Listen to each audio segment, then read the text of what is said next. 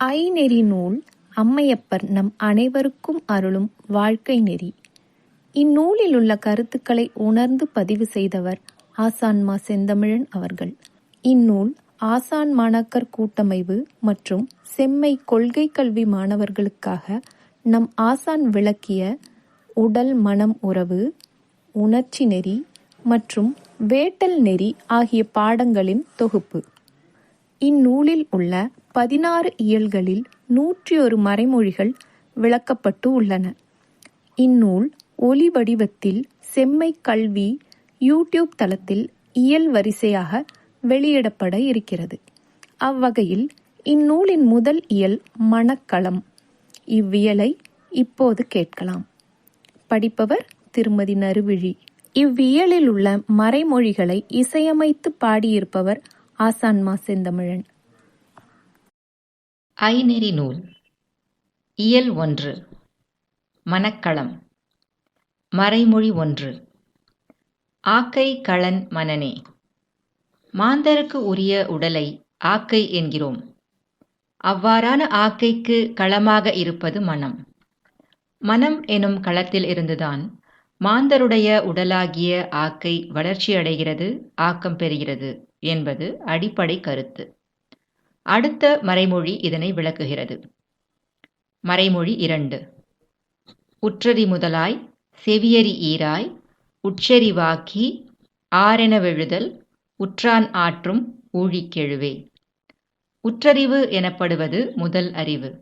அது ஓரறிவு ஆகும். செல்கள் ஓரறிவு கொண்டன. செல்களின் கூட்டமைவினால் வளர்ச்சியடைந்த பல நுண் உடலிகளுக்கு ஓர் அறிவுதான் உண்டு. அது உற்றறிவு. தன்மேல் எது வந்து படுகிறதோ அதனை மட்டுமே அது அறிந்து கொள்ளும்.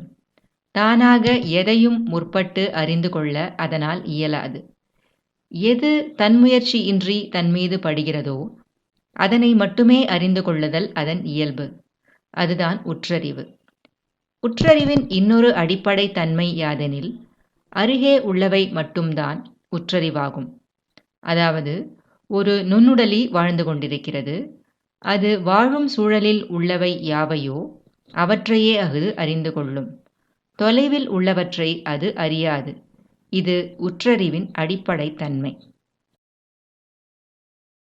5ஆம் அறிவாகிய செவி அறிவிற்கு உள்ள அடிப்படை தன்மை யாதெனில், அது ஒலியை உள்வாங்கக் கூடியது. எங்கோ இருக்கும் ஒலி செவியை வந்து அடைகிறது. ஆகவே இது தொலைவில் இருப்பதனை உள்வாங்கும் தன்மை உடையது.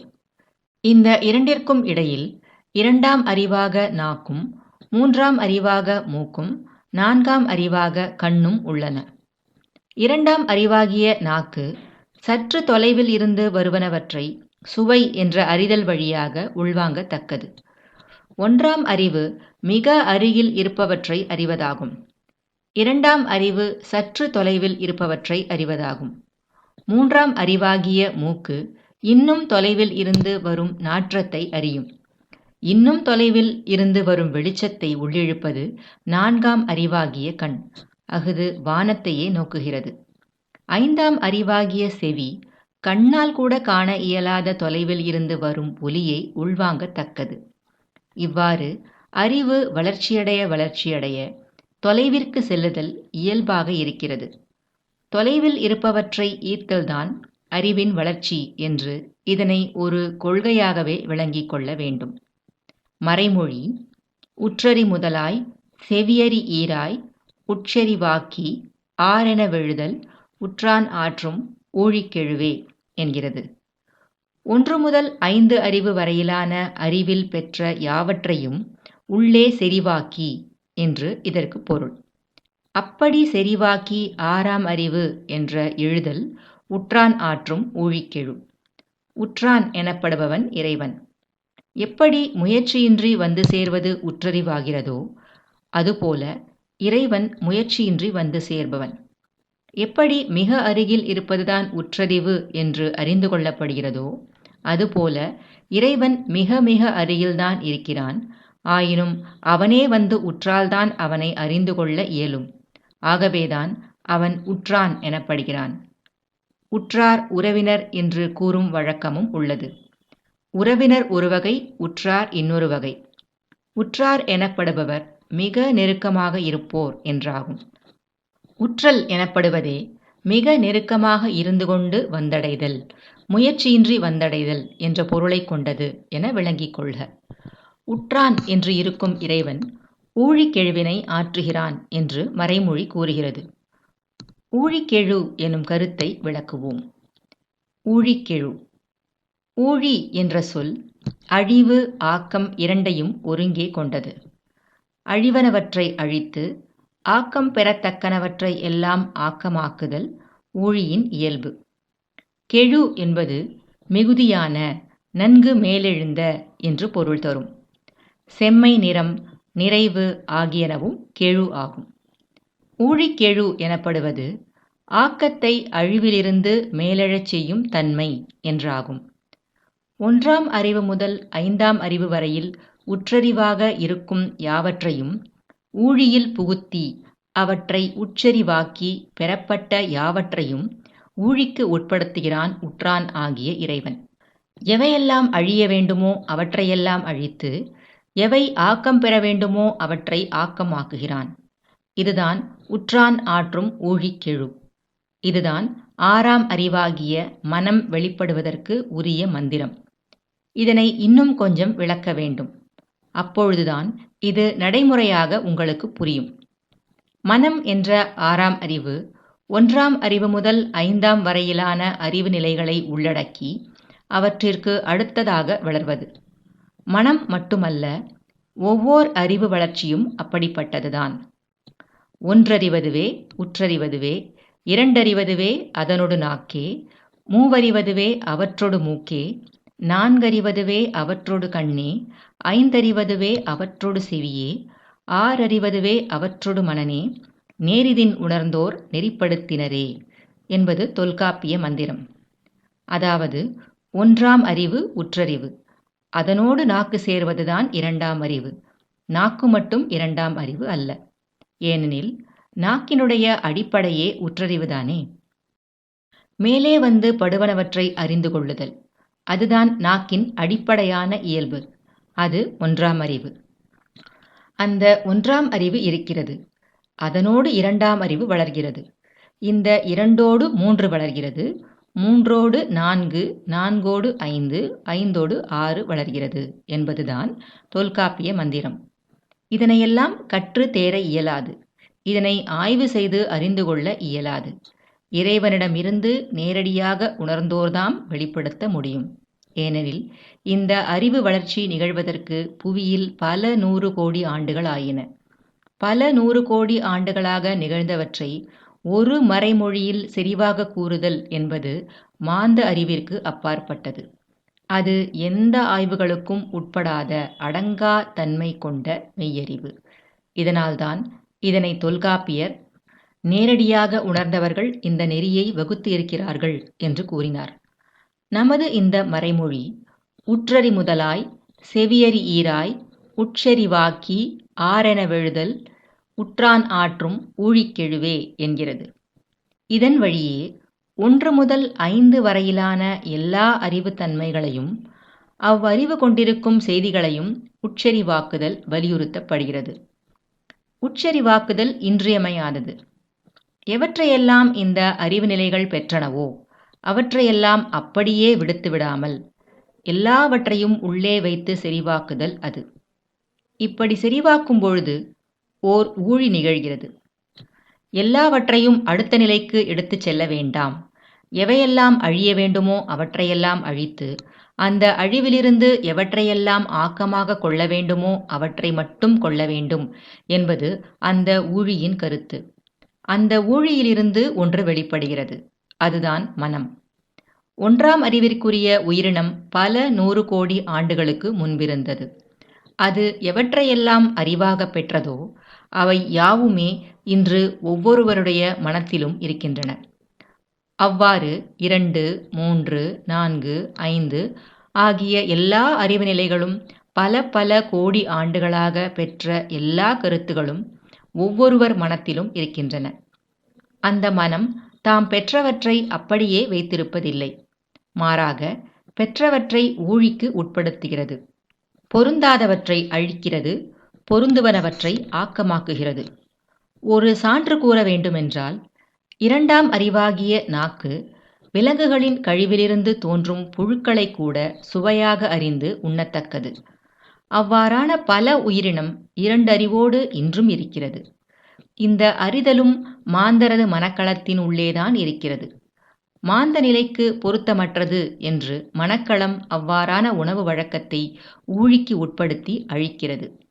எதனை ஆக்கமாக்குகிறது என்றால், கழிவிலிருந்து பிறக்கும் புழு பொருத்தமற்றது, ஆனால் அதே கழிவிலிருந்து முளைத்தெழும் தாவரம் பொருத்தமானது என்ற ஆக்கத்தை வழங்குகிறது. அதனால்தான் சாணத்தை எருவாக்குதல் மாந்தருக்கு இயல்பாக வாய்த்தது. இதுதான் மனக்களம் நிகழ்த்தும் ஆக்கம். இந்த ஆக்கம் நிகழ எந்த பொருந்தா தன்மைகளை அழிக்க வேண்டுமோ அவற்றை அழிக்க வேண்டும். அதேவேளை அவற்றை அழித்து துடைத்து தூர வீசிவிடாமல் அவற்றிலிருந்து எவற்றை பெற வேண்டுமோ அவற்றை பெற்றுக்கொள்ள வேண்டும். இப்படி ஒவ்வோர் அறிவிலிருந்தும் மனம் பெற வேண்டியவற்றை பெற்று பொருத்தமானவற்றை இருத்திக் கொண்டும் பொருந்தாதவற்றை அழித்து கொண்டும் இருக்கிறது. அது இடையறாத நிகழ்வு. அது இன்றளவும் மாந்த மனத்துள் நிகழ்ந்து கொண்டுதான் இருக்கிறது. இதுதான் உற்றான் ஆற்றும் ஊழிக்கெழு. மனக்களத்தின் அருள் நெறி. மறைமொழி 3. ஊழினும் ஊழினும் ஓங்கி இயல்வரை அறுத்து பண்புள் பாய்தல் மனக்களம் கொள்ளும் அருள்நெறியாகும். மனக்களத்திற்கென்று ஓர் அருள்நெறி இருக்கிறது. அது இறைவன் நல்கும் அருள்.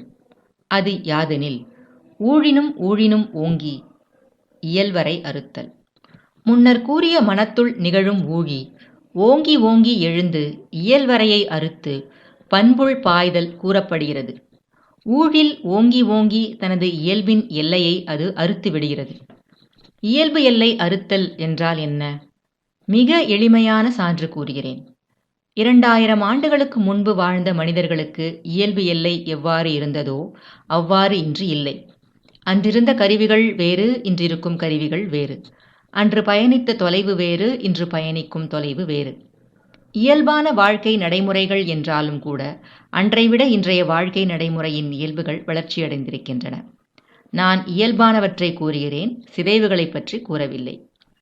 இயல்பு அன்றைவிட இன்று வளர்ச்சியடைந்திருக்கிறது. இயல்பு எல்லை விரிவடைந்திருக்கிறது. 10,000 ஆண்டுகளுக்கு முன்பு வாழ்ந்த மாந்த கூட்டத்தின் இயல்பு எல்லையை விட இன்றைய இயல்பு எல்லை மிகுதியானதுதான். ஏனெனில் அந்த இயல்பு எல்லை விரிவடைந்திருக்கிறது. இதுதான் இயல்வரை என்ற கருத்தின் சுருக்கம். இயல்வரையை அறுத்து பண்புள் பாய்தல் என்பது இறைவன் நல்கும் அருள் நெறி.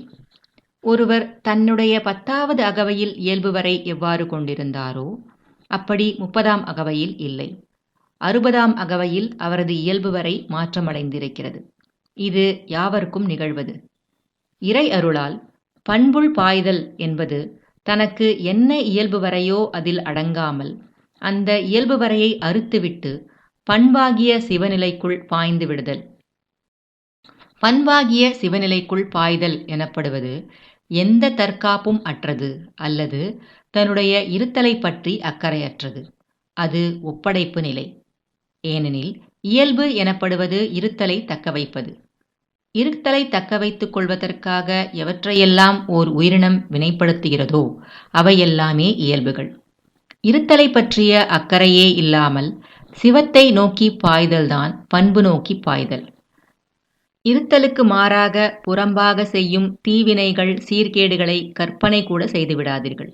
அவற்றை பற்றியெல்லாம் நான் உரையாடுவதே இல்லை. நம் இயல்பிற்கு அடுத்த நிலையாக இருக்கும் சிவநிலையாகிய பண்பு நிலை பற்றி உரையாடி கொண்டிருக்கிறோம். தன்னுடைய இருத்தலை பற்றி கூட அக்கறை இல்லாமல் பண்பு நோக்கி பாய்ந்து விடுதல் அது அருள் நெறி எனப்படுகிறது. அந்த அருள் நெறியை மனக்களந்தான் கொள்கிறது. முன்னோராக நாம் அறியும் இறையியலாளர்கள் அனைவருமே இவ்வாறு பண்பு நோக்கி பாய்ந்தவர்கள்தாம். அவரவருடைய வாழ்வு எல்லைக்குள் அல்லது இயல்பு எல்லைக்குள் அவர்கள் இருந்ததில்லை. அப்படி இருந்திருந்தால் அவர்களை இன்று எவரும் அறிந்திருக்கவும் வாய்ப்பில்லை. இது மனக்களத்தின் இறையருள். ஊழினும் ஊழினும் ஓங்கி இயல்வரை அறுத்து பண்புள் பாய்தல் மனக்களம் கொள்ளும் அருள் நெறியாகும் என்பது இதற்குரிய மறைமொழி. ஆக்கை அரும்புதல். மறைமொழி 4. மணக்களஞ்செரிய ஆக்கை அரும்பும். மணக்களம் செறிவடைகையில் ஆக்கை அரும்புகிறது. மனமாகிய களம் எவ்வாறானது என்று இதுவரை விளக்கினோம்.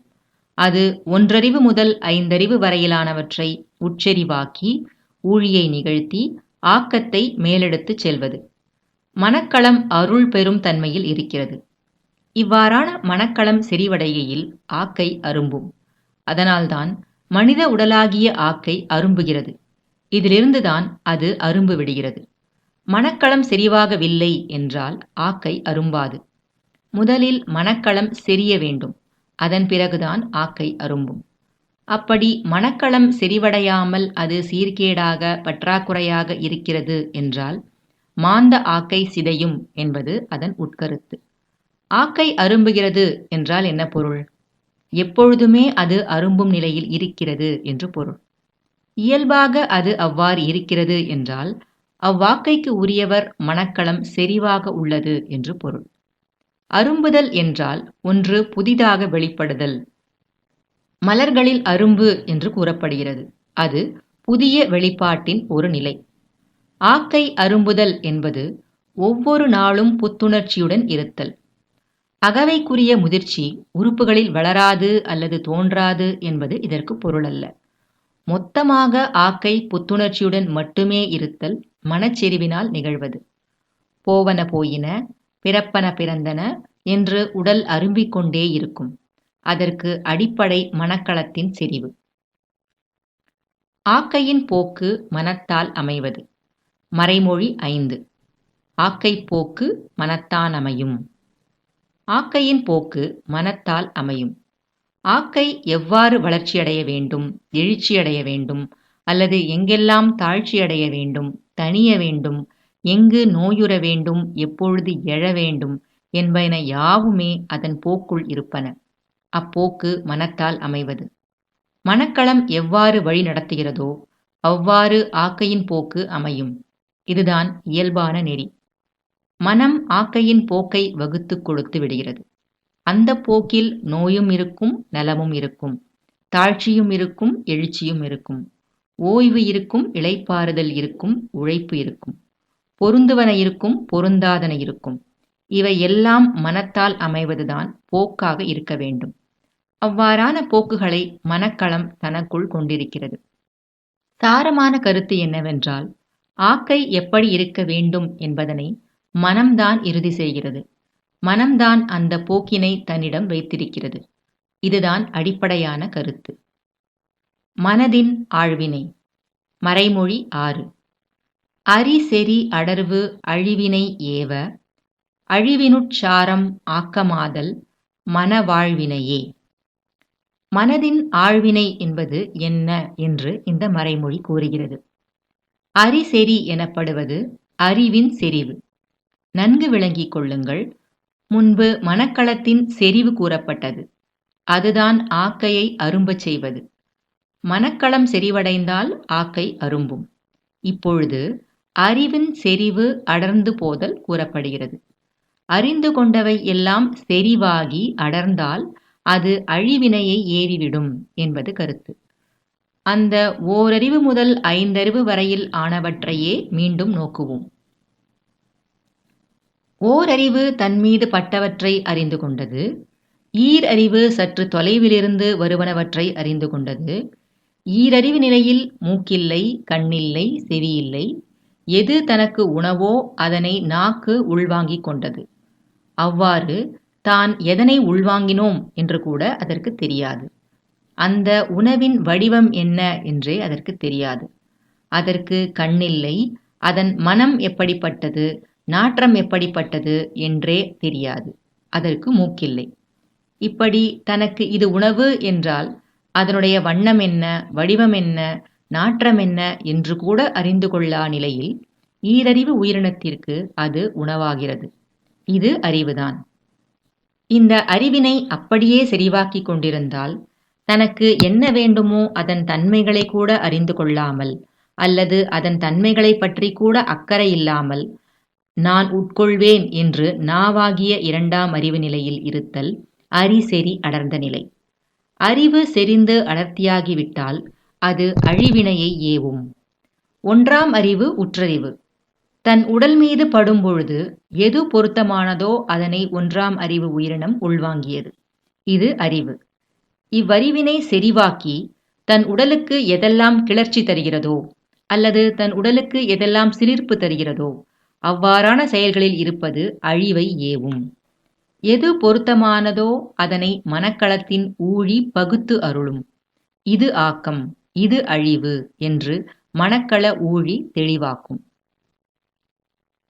உற்றறி முதலா செவியறி ஈராய் உட்செறிவாக்கி ஆரென வெழுதல் உற்றான் ஆற்றும் ஊழிக்கெழுவே எனும் மறைமொழியில் உற்றானாகிய இறைவன் ஒவ்வோர் அறிவு நிலையிலும் ஆற்றும் ஊழி உரைக்கப்படுகிறது.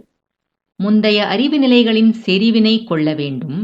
இப்போதுள்ள அறிவு நிலைக்கு ஏற்ப அச்செறிவினை ஆக்கம் ஆக்கல் வேண்டும். ஆக்கம் எதுவோ அதனை பின்பற்றி கொண்டு செல்ல வேண்டும். மாறாக உடலுக்கு கிளர்ச்சி தருவது என்பதற்காக ஈடுபட்டு கொண்டிருந்தால் அது அறிசெறி அடர்ந்த நிலை. அது அழிவினையை ஏவும்.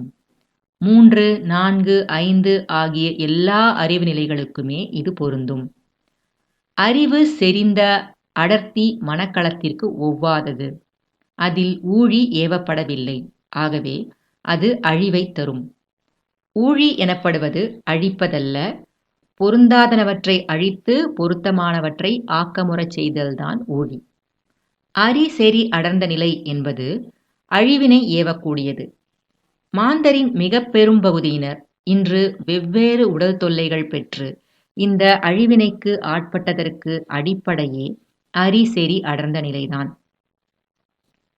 நாவிற்கு அடிமையாதல், ஏதேனும் ஓர் உணர்ச்சிக்கு அல்லது கிளர்ச்சிக்கு அடிமையாதல், காட்சி என்ற 4ஆம் அறிவின் செறிவிற்கு அடிமையாதல் என்றெல்லாம் புலனறிவு எதனை நாடுகிறதோ அவற்றிற்கு அடிமையானோர் மனக்களத்தினை உணரவில்லை.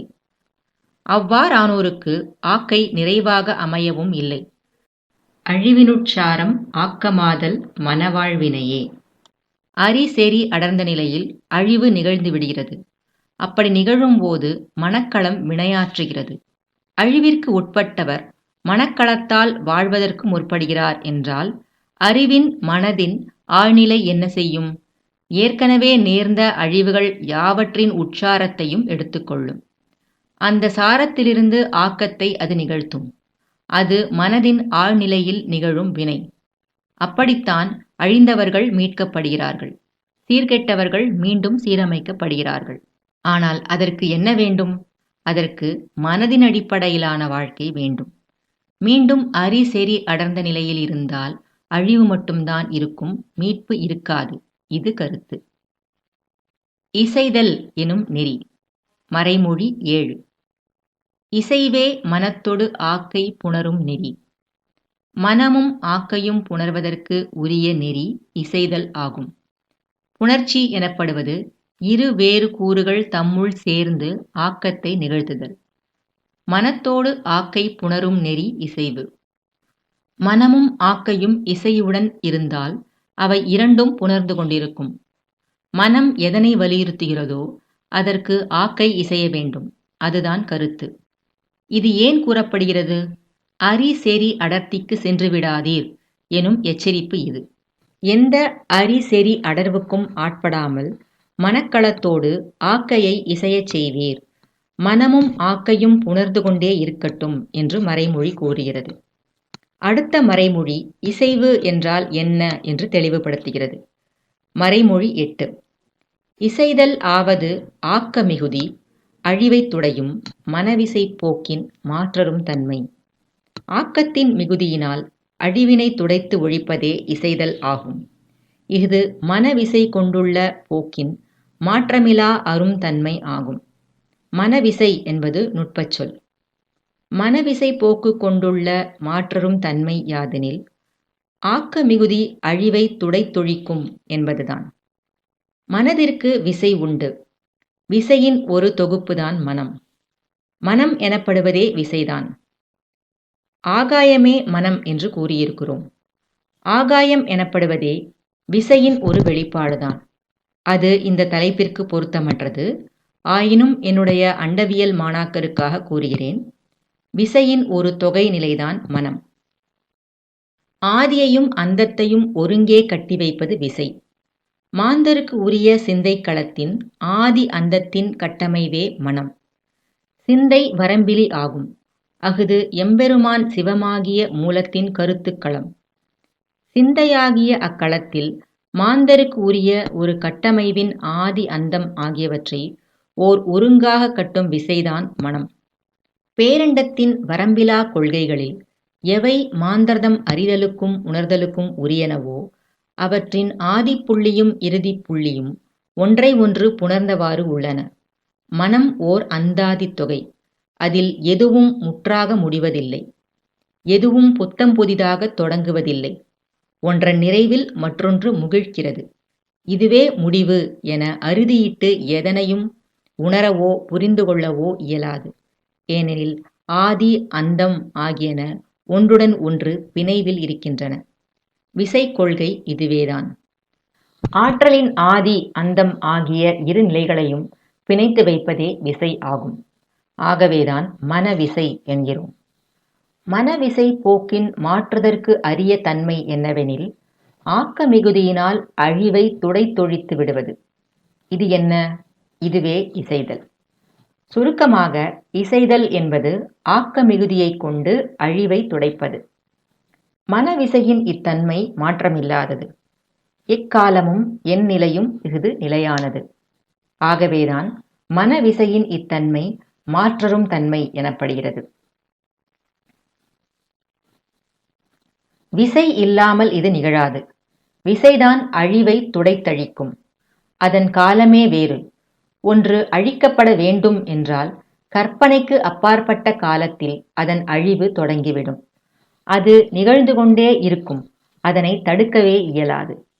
மனவிசை போக்கின் மாற்றரும் தன்மை அது.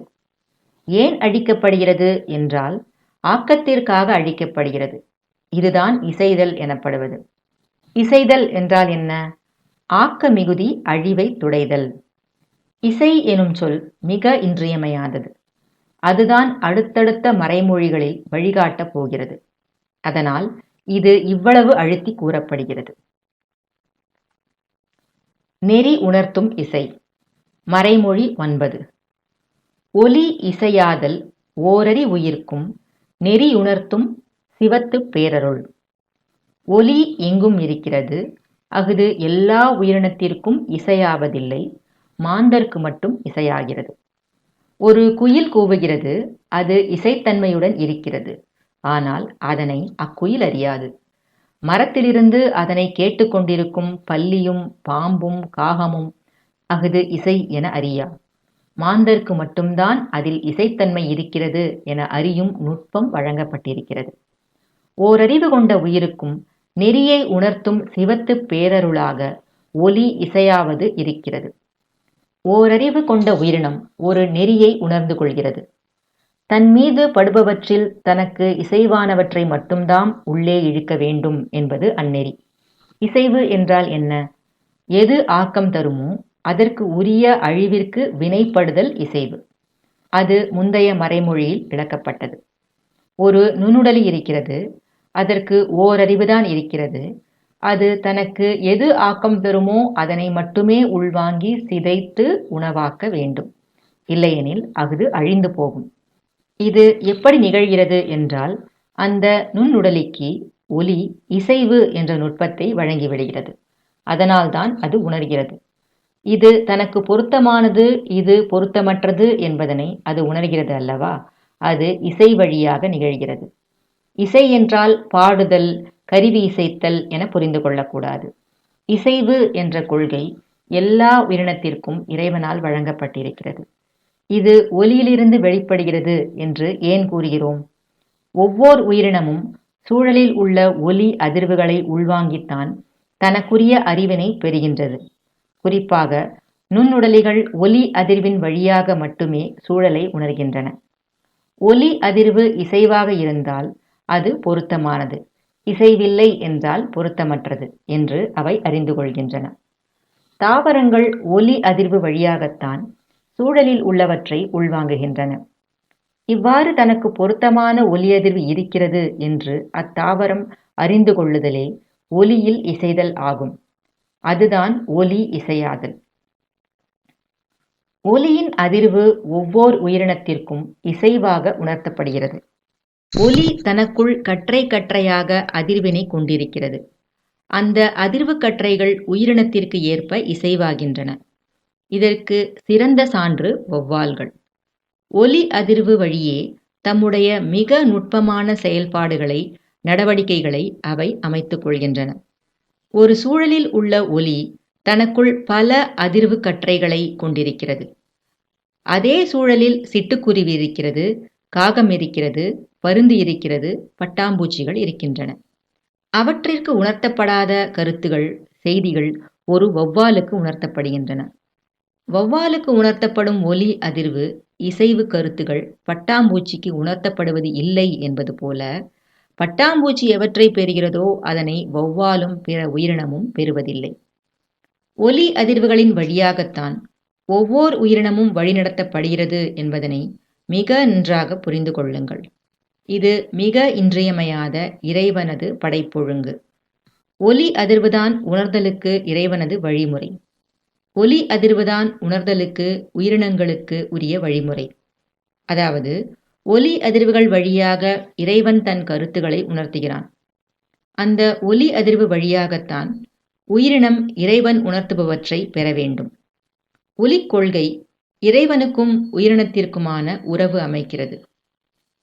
ஆதலால் நம் இறைத்தமிழ் மந்திரங்கள் யாவும் முறையான இலக்கணத்தின் அடிப்படையில் இசை வடிவில் இயற்றப்பட்டன. அவை யாவுமே இறைவனது உணர்த்தல்களை எளிதில் ஒவ்வொருவரிடமும் கொண்டு சேர்க்கும் ஒலி அதிர்வு குறிப்புகள். அப்படித்தான் இறை இசைத்தாய் காரைக்கால் அம்மையின் அற்புத திருவந்தாதி இயற்றப்பட்டது.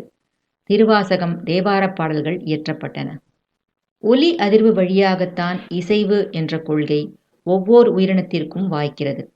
முறையற்ற ஒலி அதிர்வு முறையற்ற வழிகாட்டலை வழங்கிவிடும் என்பதுதான் கருத்து. இப்போது மீண்டும் மறைமொழியை நோக்குவோம். ஒலி இசையாதல் ஓரறிவுயிர்க்கும் நெறி உணர்த்தும் சிவத்து பேரருள். எம்பெருமான் ஆகிய சிவத்தின் பேரருள் அது.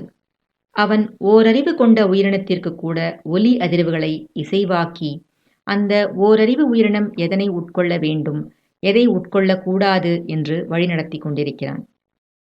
மனவிசை உளைதல். மறைமொழி 10. இரைச்சல் செவியுறல் அரைச்சல் ஆயின் மனவிசை உளைந்து பிறழ் நிரல் வகுக்கும். எது இரைச்சல்? இசைவாகாத ஒலி இரைச்சல், அதாவது இறைந்து கிடப்பது. இசை, இறை இந்த சொற்களே உங்களுக்கு விளக்கிவிடும். இறைந்து கிடப்பது இரைச்சல் என்றாகும். இசைவாவது இசை என்றாகும். இறைவன் உணர்த்தும் கருத்துகளுக்கு உரியது எது? இசைவு அல்லது ஒலியிலிருந்து வெளிப்படும் இசை. இது ஓரறிவு உயிருக்கு கூட இறைவனால் வழங்கப்பட்ட பேரருள். இரைச்சல் எனப்படுவது என்ன? ஒலி இறைந்து கிடக்கிறது, அது இசைவே ஆகவில்லை, ஒழுங்கற்றது இரைச்சல். இந்த இரைச்சலை செவியுறுதல் அரைச்சல் ஆகும். அரைச்சல் என்றால் அமைதியின்றி அரைத்து கொண்டிருத்தல். இரைச்சலை செவிக்குள்ளேயே போட்டு அரைத்து கொண்டிருந்தால் மனவிசை உளைந்து பிறழ் நிரல் வகுக்கும். மனவிசை உளைந்துவிடும். அதாவது உளைதல் என்றால் எந்த வடிவமும் பெறாமல் அல்லது எந்த போக்கிற்குள்ளும் நுழையாமல் சுழன்று கொண்டே இருத்தல். அதுதான் உளைச்சல். மனவிசை உளைந்து பிறழ் நிரல் வகுக்கும். அதாவது பிறழ்ச்சி அடையக்கூடிய நிரல்களை வகுத்துவிடும். நிரல் என்றால் என்ன? நிகழ்ச்சி நிரல் என்கிறோம். அதன் பொருள் என்ன? நிகழ்ச்சி எப்படி தொடங்கும், நிகழ்வுகள், காலம் உள்ளிட்ட கருத்துகள் அடங்கியது நிகழ்ச்சி நிரல். நிரல் என்றால் ஓர் ஒழுங்கின் உட்கூறு. இது இப்படி தொடங்கும், இப்படி வளர்ச்சியடையும், இப்படி தாழ்ச்சியடையும், இத்தோடு முடியும், இதற்குரிய காலம் இது என்று அந்த ஒழுங்கின் உட்கூறுகள் நிரல் எனப்படுகின்றன. இந்த நிரல் ஒழுங்கோடு இருக்க வேண்டும் அல்லவா? இரைச்சலை செவியுறுதலே அரைச்சல் என்றாகிவிட்டால் மனவிசை பிறழ்ச்சி அடைந்துவிடும். அது பிறழ்ச்சி அடைந்து என்ன ஆகும்? மனவிசை உளைந்துவிடும். உளைந்து பிறழ்ச்சி நிரலாகிவிடும். இது இப்படி இருக்கிறது என்பதனை அப்படியே உள்வாங்குதல் ஒழுங்கின் நிரல். இது தீங்கு என்றால் தீங்கு, இது தீங்கில்லை என்றால் தீங்கில்லை, இது தீங்கும் செய்யும் தீங்கில்லாமலும் இருக்கும் என்பதுதான் அதன் தன்மை என்றால் அந்த இரண்டையும் ஏற்றுக்கொள்ளுதல். இவை ஒழுங்கின் நிரல். பிறழ் என்பது இது தீங்கு என்று தெரிந்தும் அதில் ஈடுபடச் செய்யும். இது தீங்கு தீங்கு என்று எவ்வளவு பேர் கூறினாலும் அதில் மீண்டும் மீண்டும் ஈடுபடுவது பிறழ்ச்சி அடைந்தோர் தன்மை. பிறழ்ச்சி ஒரு நிலையில் தீங்கிற்கு ஆட்பட்டுவிடும், அடுத்த நிலையில் அந்த தீங்காக அதுவே ஆகிவிடும். இதுவே பிறழ்ச்சி வளர்ச்சி நிலை. இதற்கு அடிப்படை என்ன? இரைச்சலை செவியுறல். இரைச்சலை செவியுறல் என்பது என்ன? இரைச்சலுக்குரிய எதையோ ஒன்றை கேட்டுக்கொண்டு இருப்பது இங்கு கூறப்படவில்லை. இரைச்சலை செவியுறல் என்பது இசைவற்ற ஒலிப்பை சொற்களை செவிக்குள் திணித்தல். இசைவு என்பது அடிப்படையில் என்ன? ஆக்க மிகுதி. இசைவை செவிக்குள் ஏற்றல் ஆக்கம் நிகழ்த்தும், ஒழுங்கில் இருத்தும். பிறழ்ச்சி அடையும் அறிவும் உணர்ச்சியும் பிறழ் நிரல் வகுக்கும். அந்நிரல் என்ன செய்யும்? எதனையெல்லாம் செய்ய வேண்டும் என்று அது ஒரு நிரலை வகுத்துவிடும்.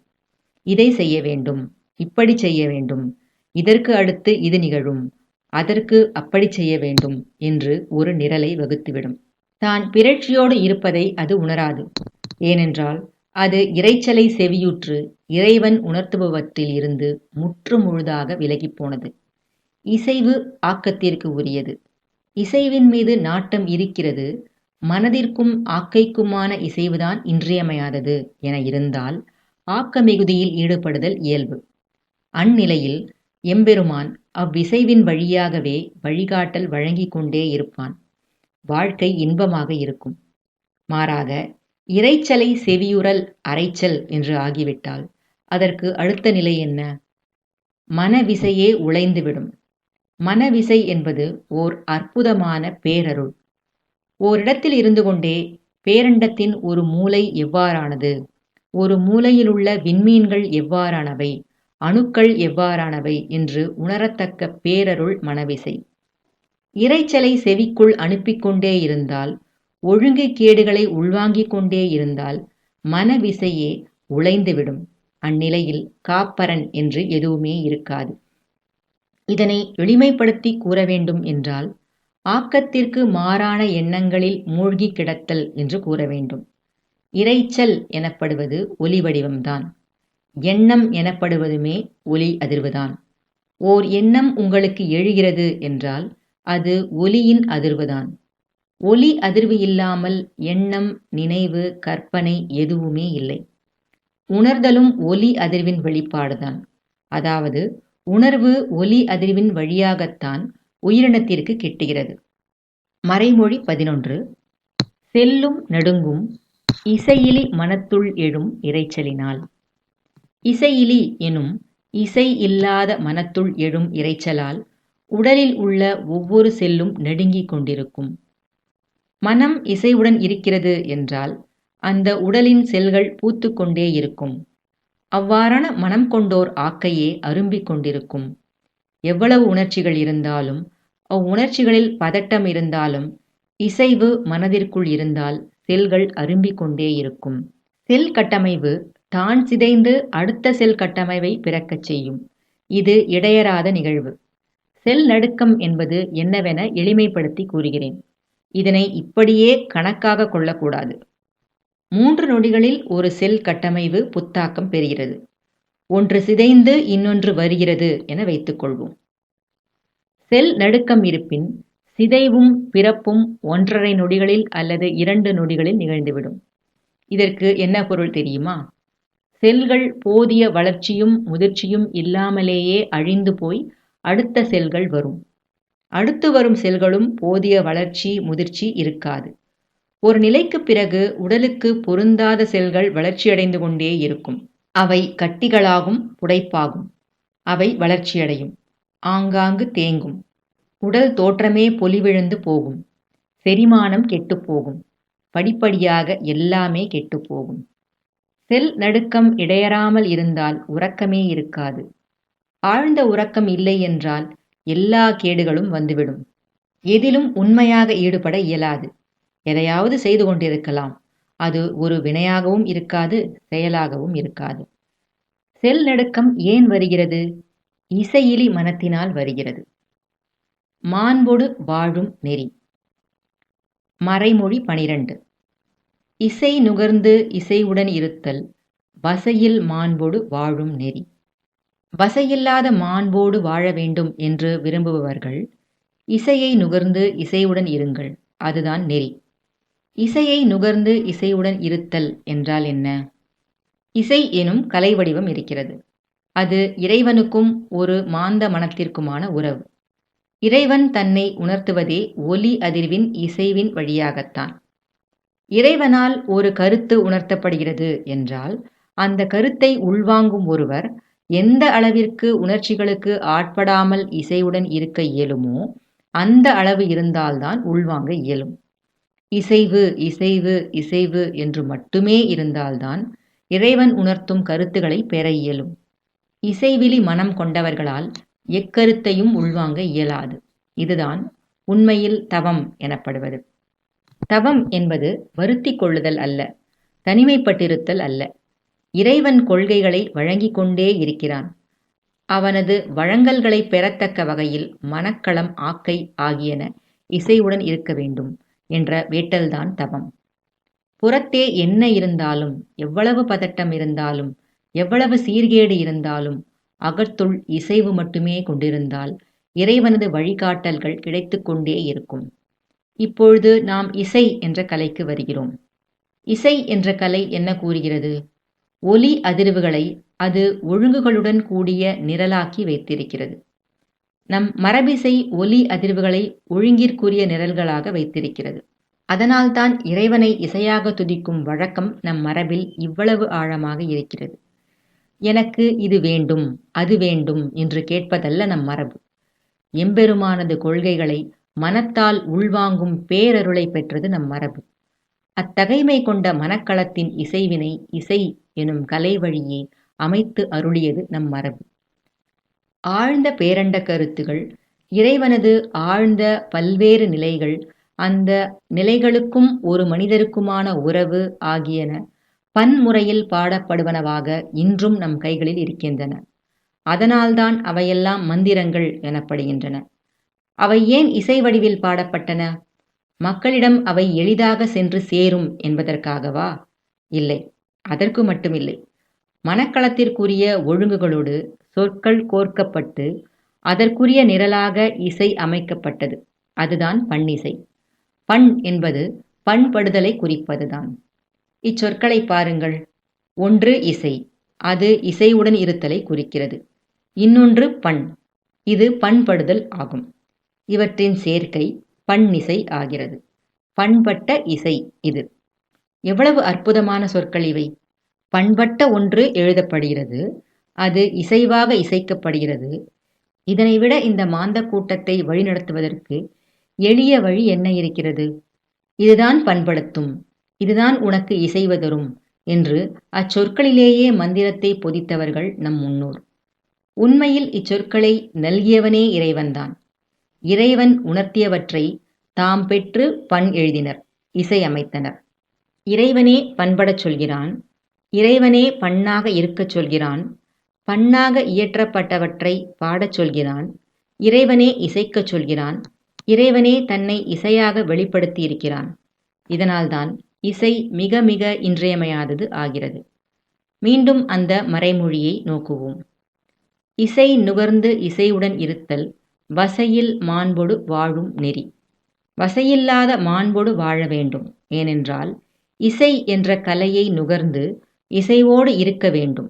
இல்லையென்றால் பல்வேறு மனிதர்களின் வசைக்கு ஆட்பட்டு நொந்து கெட்டு சீரழிய நேரும். இது இசை கேட்பது என்ற பொழுதுபோக்கு குறித்த கருத்தல்ல.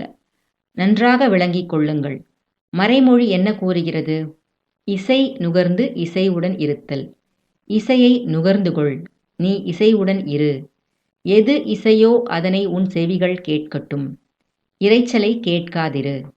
எண்ணங்களில் இசைவிருக்கட்டும், இரைச்சல் வேண்டாம்.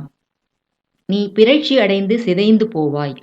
ஆகவே எண்ணங்களில் ஒழுங்குடன் இரு, பண்பட்டு இரு, பண்பட்டு கொண்டே இரு.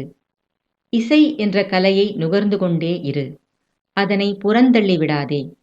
வசையில்லாமல் நீ மாண்போடு வாழ வேண்டும் என்றால் அதுதான் நெறி.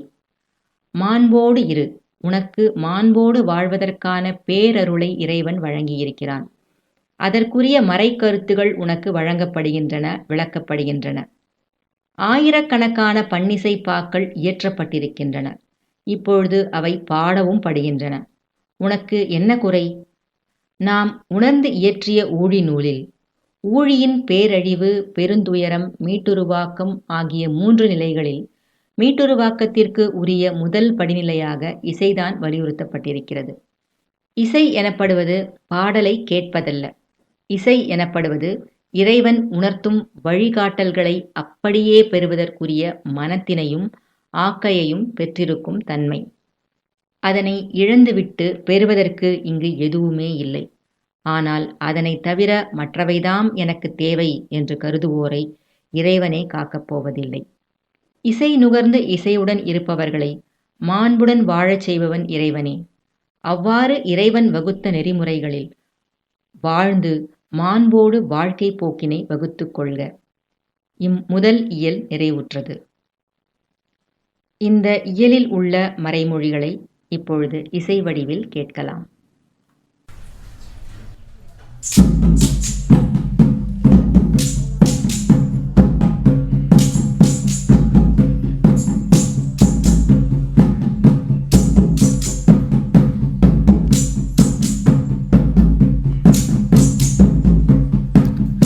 ஆக்கை கள்ளன் மனனே, ஆக்கை கள்ளன் மனனே, ஆக்கை கள்ளன் மனனே, ஆக்கை கள்ளன் மனனே, ஆக்கை கள்ளன் மனனே, ஆக்கை கள்ளன் மனனே, ஆக்கை கள்ளன் மனனே. உற்றறி முதலா செவியறி ஈராய் உச்சரிவாக்கி ஆரண வெழுதல். உற்றறி முதலா செவியறி ஈராய் உச்சரிவாக்கி ஆரண வெழுதல். உற்றானாற்றும் ஊழிக்கெழுவே, ஊற்றானாற்றும் ஊழிக்கெழுவே. ஆக்கை கள்ளன் மனனே, ஆக்கை கள்ளன் மனனே.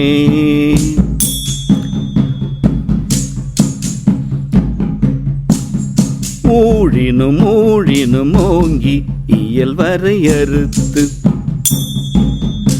ஊழினும் ஊழினும் ஓங்கி இயல் வரையறுத்து. பண்புள் பாய்தல் மனக்களங்கொள்ளும் மருள் நெறியாகும். பண்புள் பாய்தல் மனக்களங்கொள்ளும் மருள் நெறியாகும். ஆக்கை கள்ளன் மனனே, ஆக்கை கள்ளன் மனனே, ஆக்கை கள்ளன் மனனே. மனக்களஞ்செறிய ஆக்கை அரும்பும், மனக்களஞ்செறிய ஆக்கை அரும்பும். ஆக்கை போக்கு மனத்தானமையும், ஆக்கை போக்கு மனத்தானமையும். அரிசரி அடர்வு அழிவினை ஏவ அழிவினுச்சாரமாகமாதல் மனவாழ்வினையே. ஆக்கை போக்கு மனத்தானமையும், அரிசெறியடர்வு அழிவினை ஏவ அழிவினுச்சாரமாகமாதல் மனவாழ்வினையே.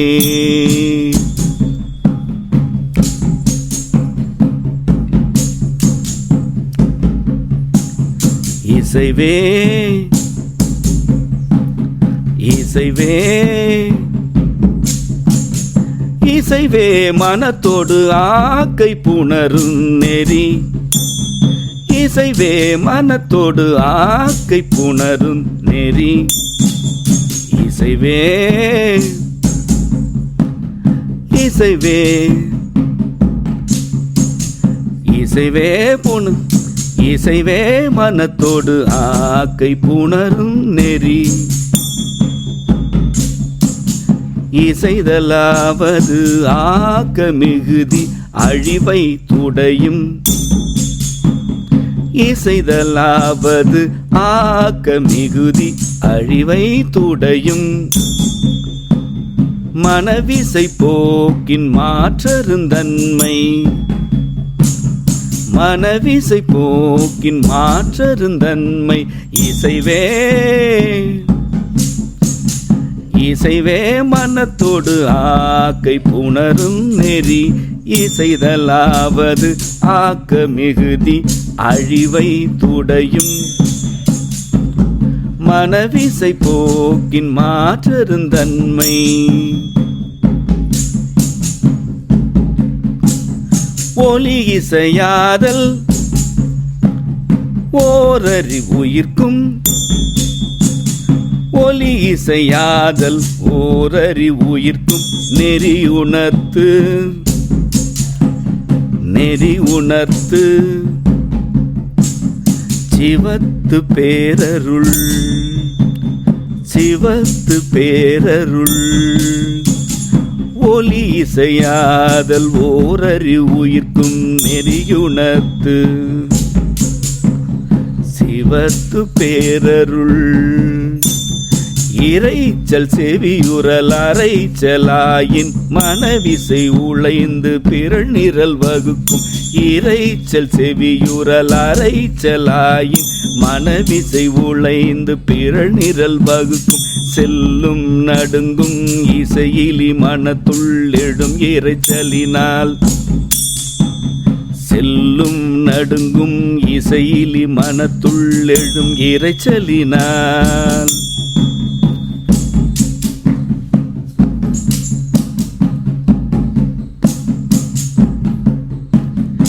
இசை நுகர்ந்திசைவுடன் இருத்தல்.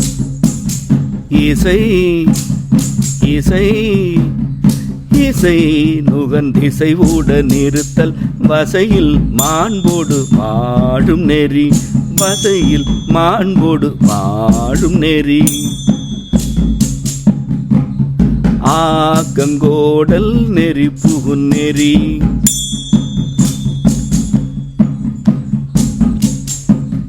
ஆக்கங்கோடல் நெறி புகுந் நெறி. இசை நுகன் திசைவுடன் இருத்தல். வசையில் மாண்போடு வாழும் நெறி. ஆக்கங்கோடல் நெறி புகுந் நெறி. ஆக்கை களன் மனனே. ஆக்கை களன் மனனே. ஆக்கை களன் மனனே. ஆக்கை களன் மனனே. ஆக்கை களன்